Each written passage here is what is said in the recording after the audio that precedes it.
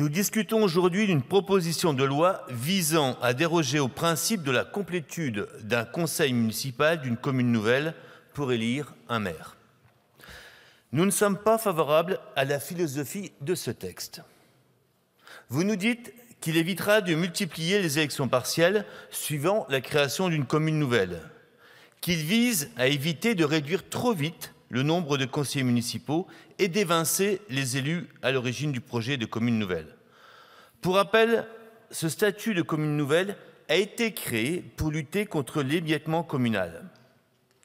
Vous forcez l'intercommunalité en imposant par le haut des objectifs de rationalisation, de mutualisation, de réduction.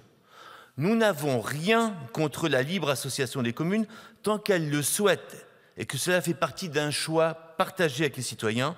Il faut de l'intercommunalité, de la fusion de désirs. Cela pose nécessairement la question de la libre administration des collectivités territoriales, un principe à valeur constitutionnelle. Il n'est évidemment pas respecté lorsqu'elles sont empêtrées dans de profondes difficultés financières. Je vous rappelle le bilan très décevant de la politique de fusion des communes. Les élus locaux ne s'y trompent pas. 33 créations de communes nouvelles entre 2019 et 2024. Au regard des difficultés affrontées ces dernières années par les communes, la baisse de la DGF, les suppressions d'impôts, la complexification des compétences, la prime financière au bout de la fusion peut effectivement faire céder certains élus pour avoir de meilleures dotations. Ce mouvement de fusion et de réduction des budgets affaiblissent les communes. La commune, socle de la République, héritée de la Révolution et gardienne des services publics au plus près des citoyens et des citoyennes. La concentration, la fusion, la métropolisation, les méga-régions brisent les services publics, complexifient la répartition des compétences, allongent les distances entre le domicile, le travail et les services, vident les campagnes des emplois qualifiés, éloignent toujours les citoyens. Des assemblées dont on ne connaît pas les élus, cela pose des questions démocratiques sérieuses. Or, l'enjeu est bien là. Le contre-exemple au modèle communal existe. Ce sont des modèles de respect de la citoyenneté et de participation au processus décisionnel. Par exemple, à Kingersheim en Alsace, sous la forme de conseils participatifs pour une démocratie de construction. Ce dont nous avons besoin, ce sont des élus et des institutions au plus près des citoyens et des citoyennes. En commission, vous pointiez du doigt des difficultés techniques à l'organisation de nouvelles élections. Nous ne pensons pas que les élections soient un problème. Le vote et le consentement sont au fondement de la légitimité.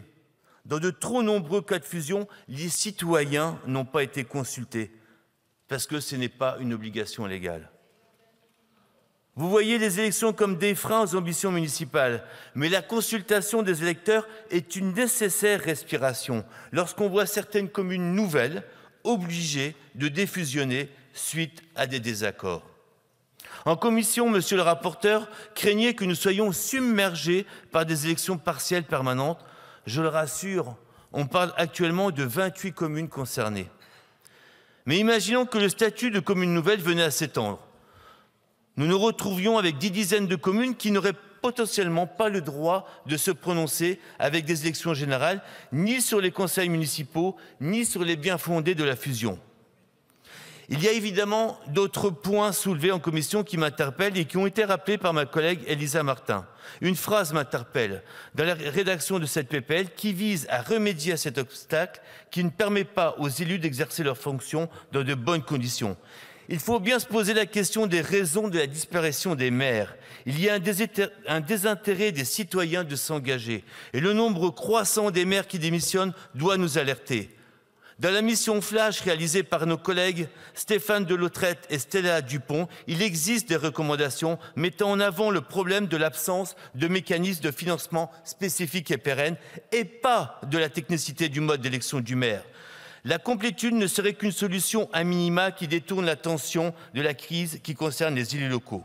Il est temps de lancer un grand projet de refondation de nos institutions, de la structure de l'État local comme de la structure de l'État national en partant des communes. Nous ne voterons pas ce texte en l'état. C'est un vote de lanceur d'alerte pour les communes. Je vous remercie.